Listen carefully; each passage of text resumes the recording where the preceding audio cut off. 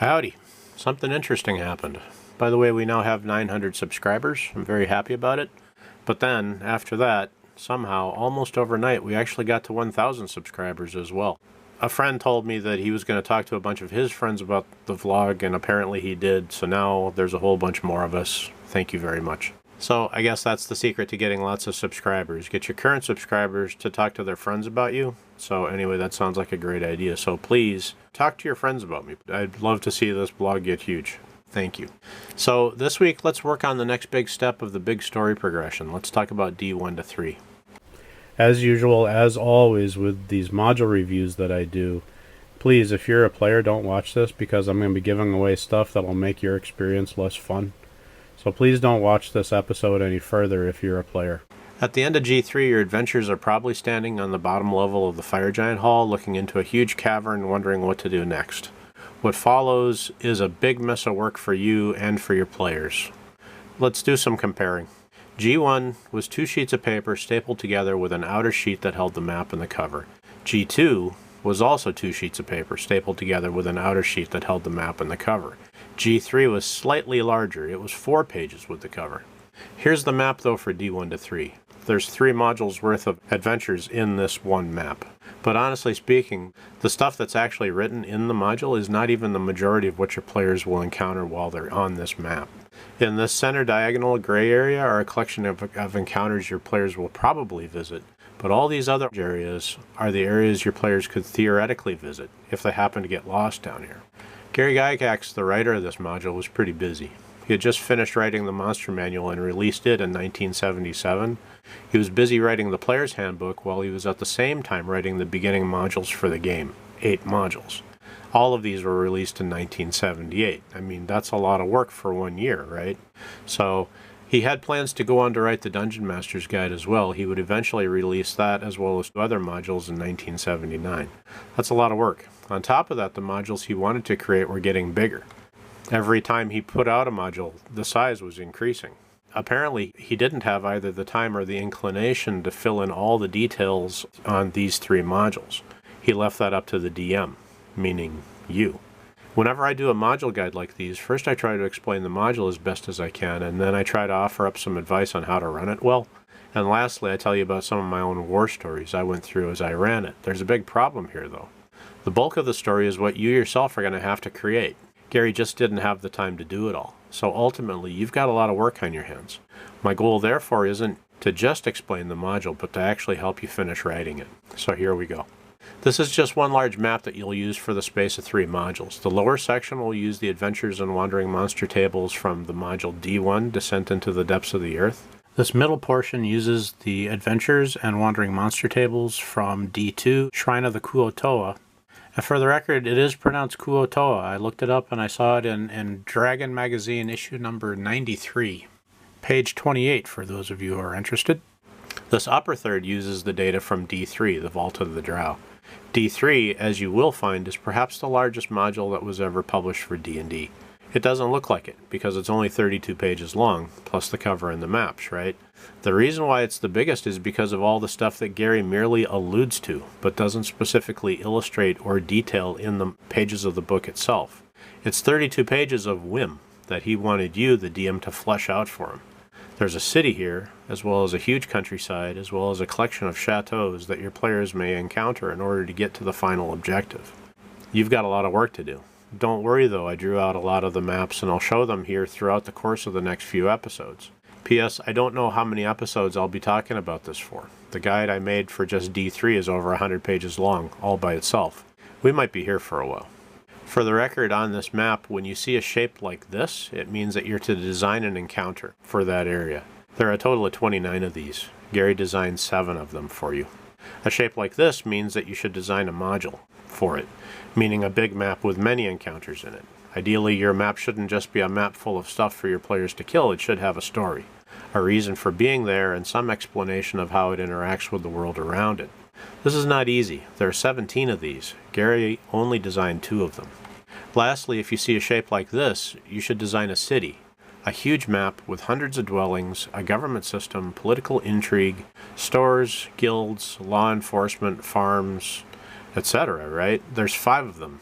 Gary designed only 1. So in other words, Gary did about 1/4 of your work for you. If you're the sort who likes creating, congratulations, you have a lot of room to have fun in. If you aren't though, stay tuned. I'll try to be helpful. Now that you're somewhat aware of the task that lies before you, here's a super brief breakdown of the storyline. In G1-3, your players fought giants. As they did so, hopefully your players discovered that these infestations were organized by the Drow, a race of dark-skinned elves that live underground. Your party has been contracted to deal with the giant threat completely by some government somewhere, so once they realize the involvement of the Drow, it then becomes their job to eradicate the Drow threat as well. It's in their contract. On level 3 of G3, the Hall of the Fire Giant King, they discover the tunnel entrance that will lead them eventually all the way to the underground city of Arilhe Sinlu. Here there are several families, each of which are fighting for control of the entire Underdark.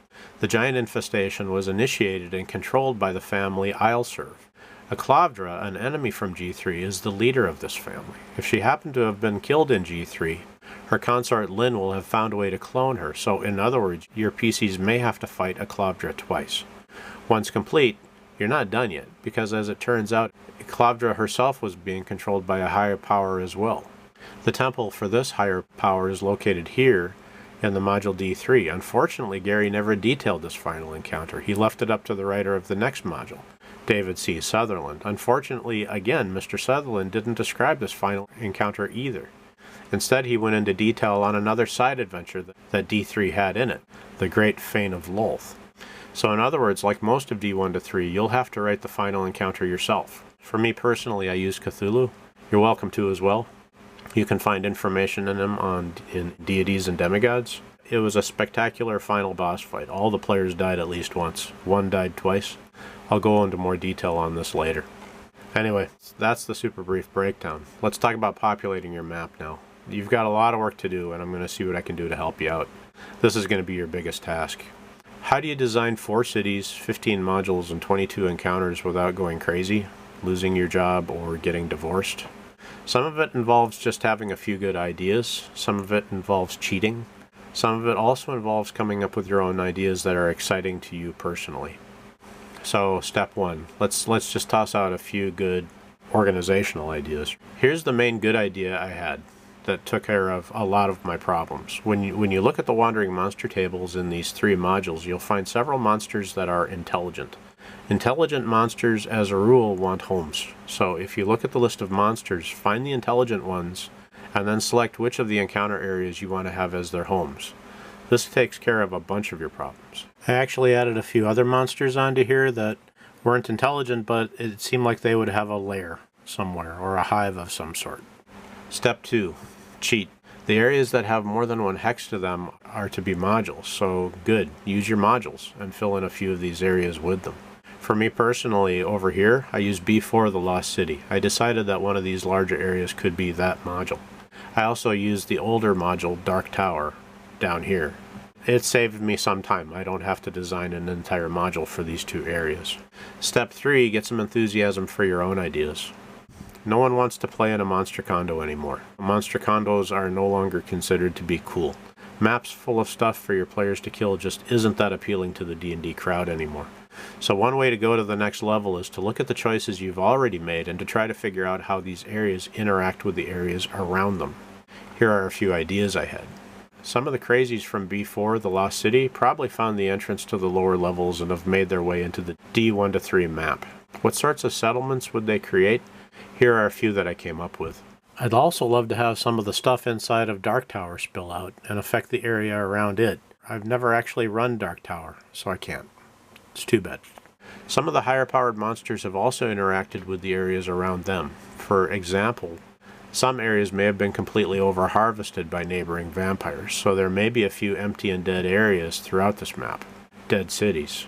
Give your intelligent monsters a personality and see where it takes you. How would an intelligent monster with that sort of a personality, deal with the area around it? That all by itself will give you a whole bunch of ideas on what to do next. I've spoken about this before in other episodes, but 1st and 2nd edition D&D do have ways for you to randomly determine the personality of a creature. In 1st edition, you can find the chart on page 100 of the DMG, and in 2nd, look on pages 114 and 115 of the Dungeon Master's Guide. As I rolled up these personalities, the following stories showed up. This is Solomon Whiterust. He's a vampire. He has decided that he hates people, but unfortunately he also hates being alone.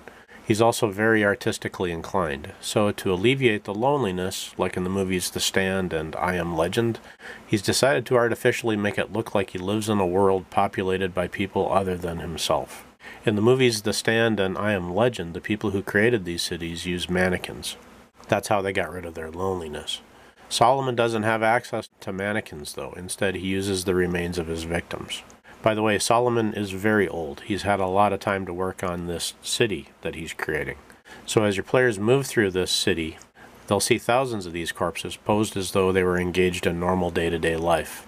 Somewhere amongst these is Solomon himself, who's exceptionally offended anytime his domain is trespassed by a stranger. P.S. Solomon doesn't care about treasure. He does care about his art, though, so all these corpses still have all of the treasure they had on them when Solomon first came upon them. One more note. I try to put a tooth of Dalvernar in each module that I run. So somewhere in this city is one tooth of Dalvernar, still in the mouth of its victim. Good luck finding it. Here's the next idea, and it may sound a little disrespectful to some of you, but after I had studied out the story somewhat, I chose to try and explain how the current situation came into being. How could there be a big huge city like Arilhe Sinlu here underground? Anyway, this is the solution I came up with. Here are two friends that live in the Underdark. The gentleman on the left is Errol Hayes. He's an exceptional fighter. He's perhaps the best fighter that the world has to offer. In his spare time, though, he has also learned to become a very capable cleric. His friend, who is Japanese, is named Lu Xin. He is an extremely powerful wizard from the Orient. Errol and Lu have been friends for a very long time. They've been friends for thousands of years, actually. Well, one more thing. Errol and Lu happen to be vampires. A very long time ago, they built a small settlement on the banks of the river known as the Pitchy Flow. When their village was discovered, many others dared to live near them. In time, their village grew into a city. The city became very large and very noisy. Both Errol and Lu stopped enjoying living there. They now live separately and away from the city, but have fond memories of their time there. For the record, the name of their city was simply their two names spoken together, Errol Hayes and Lu Xin. But of course the Japanese pronounced their names in backwards order, given name last. So the name of the city was Errol Hayes Shinlu, or as it is known today, Arilhe Sinlu. The coolest part about this is if you do add a Japanese wizard to the story, you'll also get to use spells from your copy of Oriental Adventures. Some of those spells are pretty cool, but they never see the light of day. There's just no reason to bring them out. Now, though, if you choose to use Lu Xin, you have an excuse to dig them out. Here's the last idea I came up with that was very helpful. What are some encounters that you would like to DM? These modules may be the end of the progression for your players. What sorts of experiences would you like your players to have before they retire their characters? Remember, this is a 10th level module. It should be as hard as a module can be down here. You don't have to hold back down here anymore. This is where your players should experience the full brunt of everything D&D has to offer. This is the Underdark. It should be the scariest place in the world. So have fun with it. One last thing about these encounters. You may have noticed that I'm not supplying any stats for anything. I'm just giving you the basic content of the encounter itself. I'm doing this on purpose. Every group is different, and as the DM, it's your job to tailor these encounters to your group's needs and to your own personal tastes. So, I'm sorry, this is as much as I can help you. Go ahead and just have fun doing the rest. I'm sorry that I made these font sizes so large. It makes for a pretty unattractive map, but some people watch these videos on their phones, so I wanted them to be able to read it too. One more thing, adamantite. All throughout the Underdark, the rock walls are laced with it. Adamantite is a mineral that has inherent magical properties. The Drow use it to make their weapons and armor. The mineral actually gives their gear magical bonuses, while at the same time their gear will not radiate magic if you do a detect magic spell on it. One more thing, it blocks magic. In other words, no spell, except 9th level wizard spells and 7th level cleric spells, will be able to get through it. The adamantite that's in the cave walls themselves will block all the other spells. This has a huge effect on your story. Once my players were 1 mile into the Underdark, all spells that require contact with an area outside of the Underdark stop working. Augury, contact other plane, teleport, plane shift, etc. All those spells simply stop working, and you don't have to tell your players why. For the record, cookie stones. If you're using them, the adamantite affects them. When you get to -9 hit points, you will be healed as usual, but you will not be teleported back to the cookie stone store. You'll still just be standing there right where you died. but you'll be alive. The Underdark is an extremely scary place. This may be the main reason why. You don't get to run away. One more thing about the adamantite. In the books it says that Drow have a natural magic resistance to them. The decision I made was that this inherent magic resistance came specifically from the adamantite in the rock here. Because the Drow have been eating food grown down here for generations upon generations, magic resistance became part of their species. What does this mean, though? Do other creatures down here have magic resistance as well? Will your players slowly develop magic resistance of their own over time? I don't know. I'll let you decide that. One last thing before I go. Know what your ultimate goal is before you start this adventure. In Dragon Magazine 298, they describe the city of Arilhe Sinlu in some detail. It isn't enough, but it's a good start. You don't need to know everything, but if you know where the story is going to end, it will help you add some foreshadowing that will really give your story some depth over time. Well, anyway, that's the basics. I'm probably going to do at least 2 more episodes on this. We'll see how it goes. It was an epic experience for the players. They really enjoyed it. GDQ 1-7 deserves its reputation. It was rated the #1 module of all time by the folks at that magazine. If you do your work, it will be worth the visit. Stay tuned for more info in the next episode, though. There's a lot to say about this module. As always, have good games, have a lot of fun, have a nice day.